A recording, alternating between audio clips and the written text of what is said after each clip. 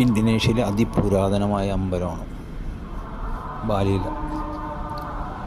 അതിൻ്റെ അകത്തോട്ട് വരുമ്പോൾ ഭയങ്കര ഒരു ഫീലിങ്ങാണ്, പ്രത്യേക ഒരു ഭംഗി, എന്താ ഒരു വർക്ക്.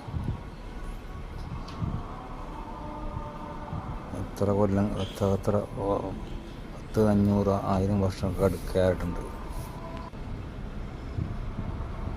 വർക്ക്.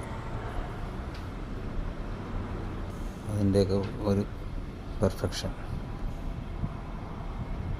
കാണേണ്ട കാഴ്ച തന്നെ.